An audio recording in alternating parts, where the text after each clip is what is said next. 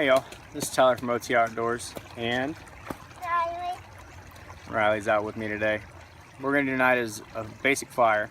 We're going to step by step processing your collected materials down to start your fire. I'm just going to go around, collect some of this material up, and then we'll talk about it once I get it brought over here.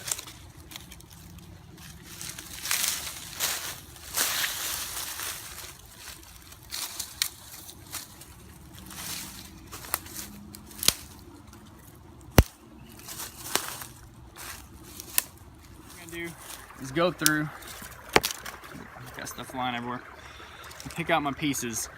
Now these little pieces, that's what you want as your initial. I'll give you a comparison to my thumb there.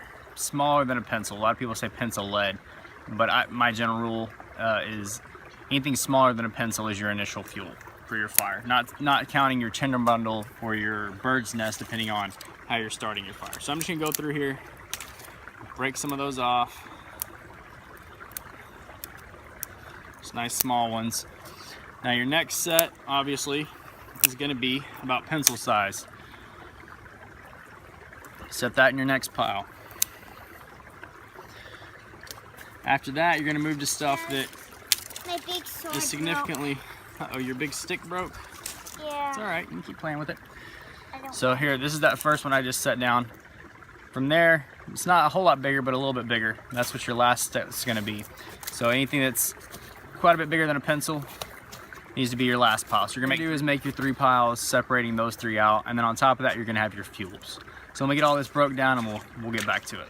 All right, y'all, so once you're done, this is what your 3 piles should look like. You got your really small stuff over here that's your smaller than pencil, your pencil size stuff, and then on up to your bigger stuff.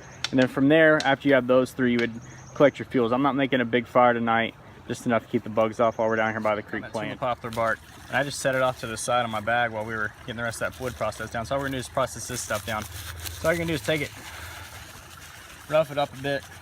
With this fire being a basic fire, all we're gonna do is use a lighter. Everybody knows how to use a lighter, so we're gonna start from there. And this is what I would consider a twig fire or a stick fire. The two main fires I like to teach or show people that they know and know that they know how to do is a twig fire and a split wood fire. The other thing I did find is some type of river reed. I'm gonna use the top of this. All these tops are hollow, so this is gonna actually be my initial fuel that I put on once I get this tinder started, because this stuff is super thin and it's hollow. Got my small stuff, my medium stuff, and my large stuff. All I did, I'm gonna take a piece on top of my platform, get myself a brace, that way I get a bit of airflow when I go to set that second stuff on here. I'm just going to pull my lighter out.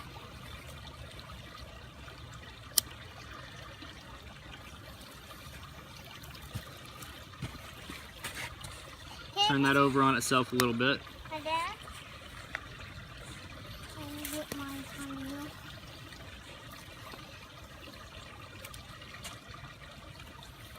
Once your flames get up above your fuel state, that's when you can add more. So as high as your fuel is. So once your flames start to get up above there, you can add your next layer of fuel. I'm gonna save a little bit of this small stuff just in case, hang on just a second, princess, just in case this fire tries to go out on me. And that way I have more small stuff to throw on there if needs be. All right, so now that our second stage stuff is going good, we're gonna take some of this bigger stuff, lay it on there. So I've let my fire die down just a bit on purpose to show y'all. Because I still have prep left over for my small stuff. You can see this is not a big raging fire. But I go trying to put a bunch of fuel on here, it's gonna take a while to get it going. All I gotta do is to have leftover prep for my initial stuff, grab a handful, throw it on there, grab some of your medium stuff, put it on there. And at this point you kinda wanna go in TP fashion, or you can just lay it all across each other. Because of the way my coals are sitting, I'm going to kind of go into TP fashion here.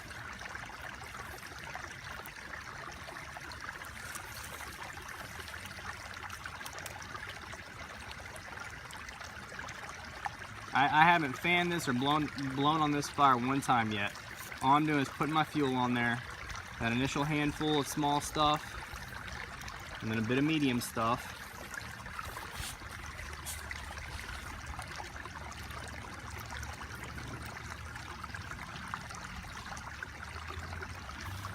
I I have to blow on it the second time.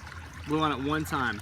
That's the importance of having that prep. That way if something happens, you get distracted, weather comes in, something happens that you need to take care of it, you have the materials sitting there waiting for you to be ready to go. All right, y'all, so take the time, like I was saying before, take the time to get the prep done. Most people's fires don't get going from the start because they don't take the time to prep all the materials needed. It literally took me 10 minutes to walk around and get everything I needed. If I was gonna build a big fire, it may have taken me 15 or 20 minutes to get everything I needed to start the fire and get it to where it's burning on its own, fully self-sustained, without me having to baby it. At that point, then I can go gather more fuels if I need to, if I'm in an area close to where I can walk around and collect more fuel. Take the time, get the prep done first. Get what you need. If you don't think you have enough, don't try and start your fire. Go get more materials if you don't think you have enough. Practice your fires, even if you're just doing your backyard. Practice your fires. Make sure you get the small stuff, medium stuff, and the larger stuff.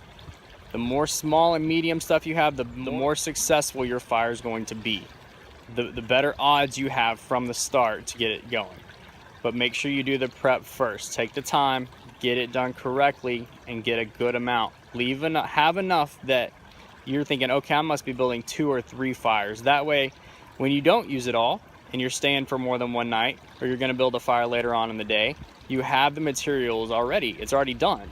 Then you don't have to worry about it. But for some reason, you have problems getting your fire started, you get that first good bit of fuel on there and it gets going, all of a sudden you have big gust of wind or there's a sudden downpour or whatever the case may be, canteen gets knocked over into the fire, whatever the case is, you have more of your prep done, but all you have to do is throw it on top and fan it a bit and you're gonna be fine.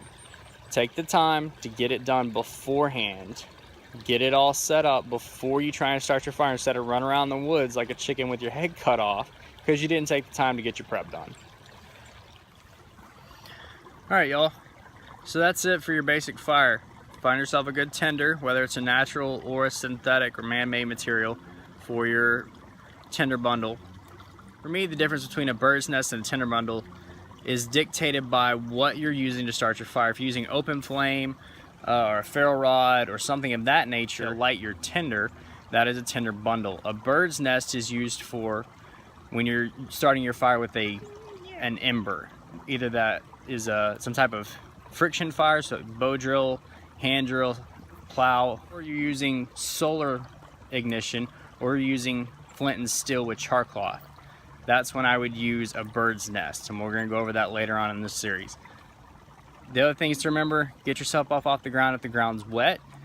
You want to find lots of really small stuff for your initial start of your fire, because that's going to give you the best chance of getting the rest of your fuels going, is if you get that initial small stuff, lots and lots of small stuff going, then you'll be good. Remember, there's always a storm coming. Keep your powder dry, your axe and your knife sharp, and eye on your back trail. We'll see y'all next time.